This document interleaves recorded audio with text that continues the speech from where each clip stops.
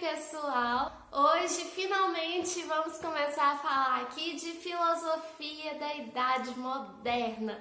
E vocês sabem, quando tem o primeiro vídeo sobre determinada época, ele é sobre o contexto histórico, para a gente entender ali o cotidiano daquelas pessoas, o que estava acontecendo naquele momento, porque isso vai refletir diretamente nas obras filosóficas. O período de transição entre a Idade Média para a Idade Moderna foi marcado por muitas transformações socioculturais. Teve um renascimento urbano e comercial, reformas religiosas, renascimento cultural, formação dos estados nacionais. Já dizia Nietzsche na sua obra Segunda Intempestiva, esse período da história foi marcado por um excesso de história, principalmente no século XVIII. Teve muitos acontecimentos rolando ali durante esse período da história.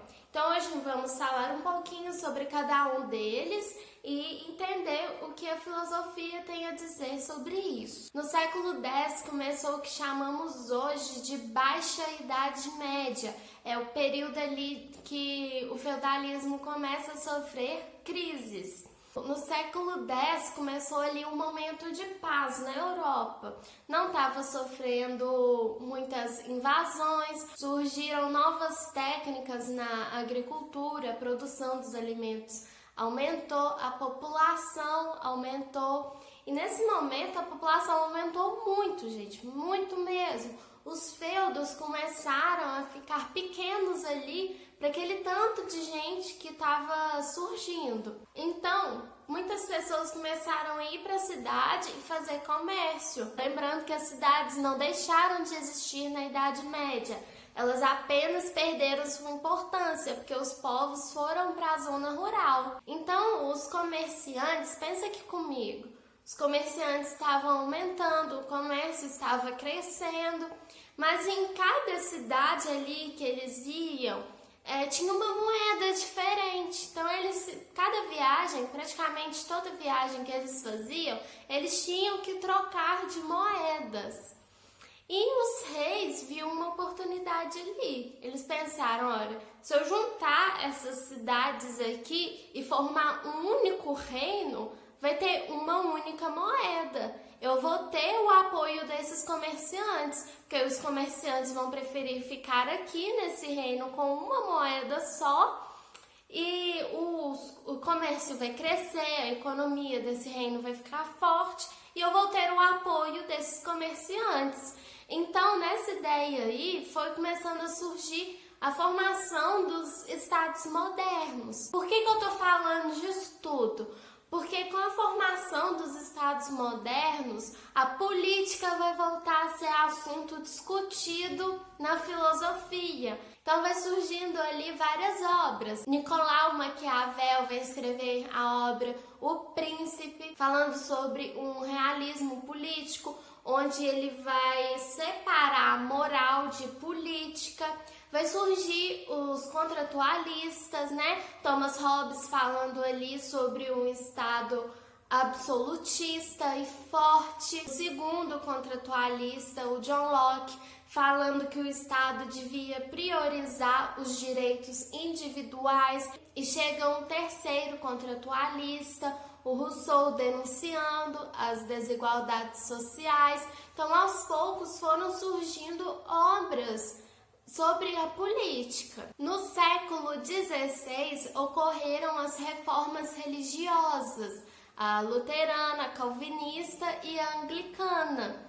E isso vai refletir na filosofia também, porque lembra em Tomás de Aquino, Santo Agostinho, que eles associavam muito a razão e a fé? Agora não vai ter isso mais, que as pessoas paravam para pensar, tá tendo ali uma pluralidade na religião cristã. Então, elas pararam de associar a razão com a fé. Razão é uma coisa, fé é outra, não pode associar. E no século XVI começou a surgir na Itália um movimento de mudança de mentalidade. Começou a surgir o renascimento cultural. É nesse período que as pessoas começam a falar que a Idade Média foi um período das trevas, um período obscuro, porque a igreja tinha o monopólio ali da mentalidade das pessoas, da cultura, e isso reprimiu as formações intelectuais dos seres humanos. E assim surgiu características ali nas obras intelectuais que vão se opondo às características medievais. Na Idade Média tinha o teocentrismo, né? Deus o centro de tudo. Aí eles vão falar, não, o homem é o centro de tudo. Então surge ali o antropocentrismo, onde o homem passou a ser o plano central das discussões. Isso não quer dizer que as pessoas vão negar a fé, vão negar a existência de Deus. Não significa isso. Só que Deus vai ficar ali em segundo plano. Vamos falar agora sobre o homem. Vamos falar sobre o homem, as relações sociais, a política, ética. Vamos deixar Deus ali em segundo plano. No período medieval, a gente sabe que eles não negaram a razão, mas ela ficava subordinada à fé. Então, para se opor a isso, surgiu o racionalismo, onde as pessoas falavam que o homem tinha capacidade suficiente para conhecer a realidade, os fenômenos, sem precisar de voltar para uma questão sobrenatural, uma questão divina, porque a racionalidade não precisa disso para conhecer a realidade que a gente vive. Na antiguidade clássica, na filosofia grega, a gente sabe que filosofia era sinônimo de ciência, né? Tinha a filosofia pré-socrática, que foram os primeiros físicos discutindo sobre o princípio originário das coisas, né? A arqué. Então, filosofia era sinônimo de ciência. Mas agora, na Idade Moderna, vão dissociar filosofia de ciência, porque as discussões filosóficas, os debates filosóficos são diferentes dos métodos usados na ciência. Mas esse diálogo que existe entre filosofia e ciência é indissociável, ele se mantém. E por último, temos no século XVIII o Iluminismo, um movimento filosófico que vai falar que apenas saberes comprovados pela racionalidade são válidos. Eles vão eliminar explicações metafísicas, explicações dadas por dogmas religiosos. Eles vão questionar esse estado absolutista, falando que o absolutismo contraria a liberdade natural do ser humano. Para eles, apenas saberes legitimados pela razão são válidos. Mas a racionalidade não conhece o que ultrapassa a experiência.